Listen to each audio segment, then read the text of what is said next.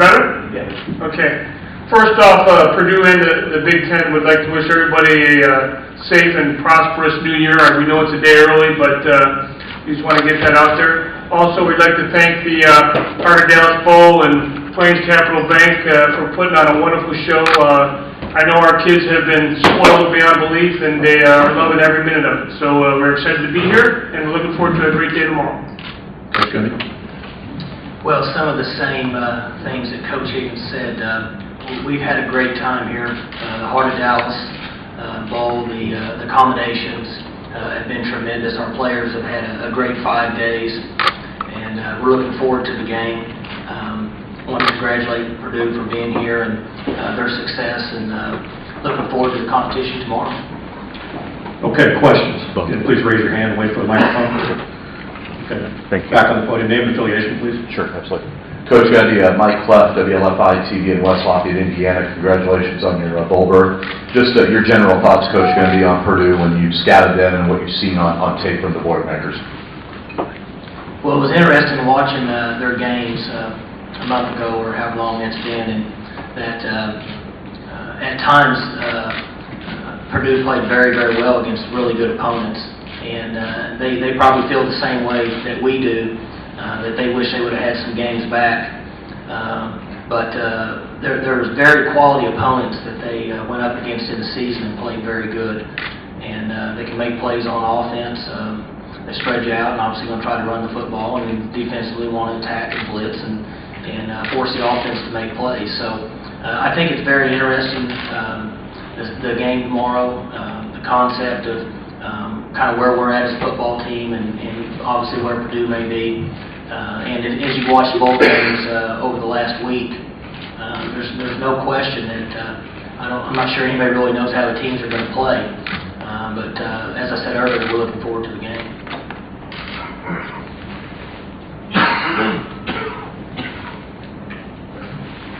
Barry, we're on the right. Barry Trammell with the Oklahoma. Patrick, can you talk about the challenge of playing an offense like Oklahoma State has, and the scheme and the style, which is different from what you've seen most of the year? Yeah, the first thing that jumps off the film, you get a lot of wow. You know, their offense is tremendous, and it has been. You know, and that's the one thing you look at. Through the years, Oklahoma State has produced nothing but tremendous offenses, and we have so much respect for what they've done on that side of the ball. And they're so hard to prepare for because they run the ball so well and they pass the ball so well, and they're very efficient in what they do.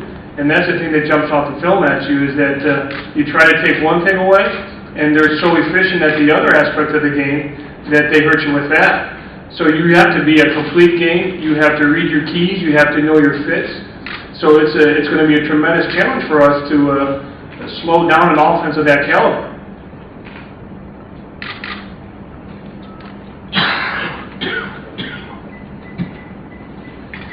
Front row.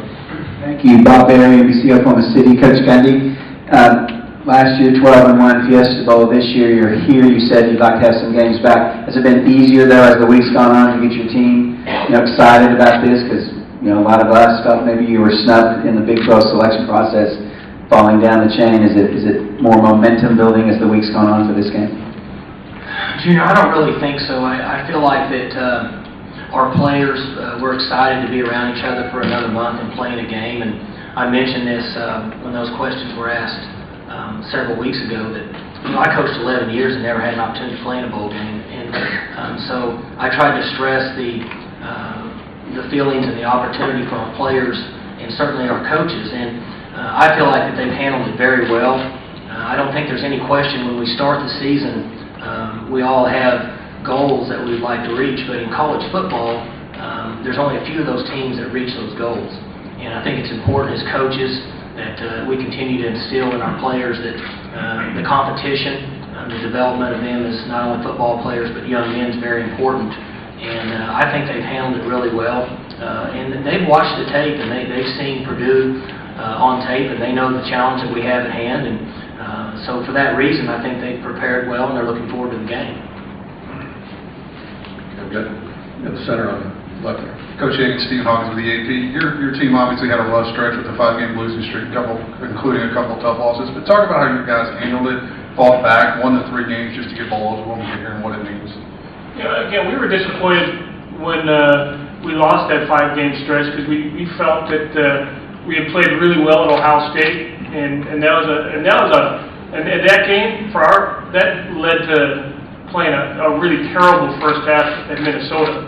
So that one loss, I don't think as coaches we did a really good job of bringing our team back to play against Minnesota. That led to 2 losses, and that's one thing that you can't have. But after that game and after the Penn State game, they kind of realized, if we're going to do what we set out to do this year, was to become bowl eligible. They knew that the last 3 games it was a must for us. So every game was a championship game, so to speak. They knew you're one and done. So they took ownership of the process, and they fought hard. And the thing about those guys over there, they became leaders. They're resilient, and they fought every inch of the way. And the games that they had to win, they did something that hadn't been done at Purdue in over 20-some-odd years when they went to Iowa, beat Iowa, and then win 2 consecutive Big Ten road games. That hadn't been done in a long time either. And then to beat Indiana at home for the bucket, those rivalry games, you never know how they're going to go. But all the credit goes to them because they took ownership of the process. They decided to accomplish the goals that they set out to accomplish, and they did. So we're very proud of them.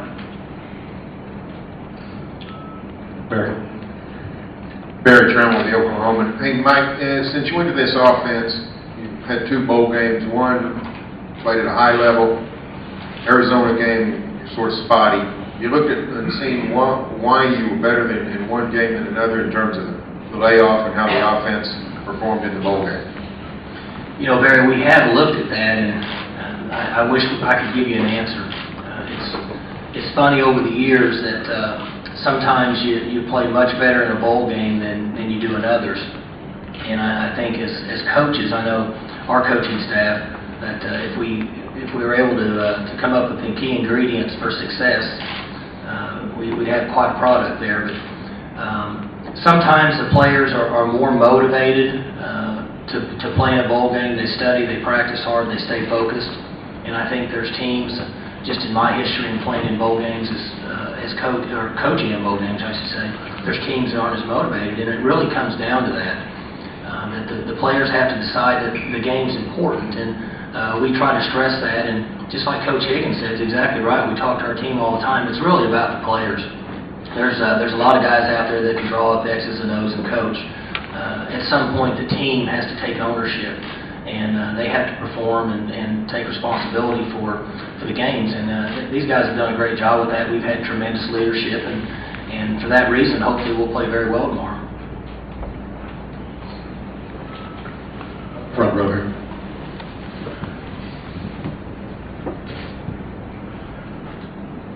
Stacey Clary with Golden Black Illustrated. Coach Gundy, in watching film of Kaylon Short for Purdue, what has impressed you? The 93, the big defensive tackle.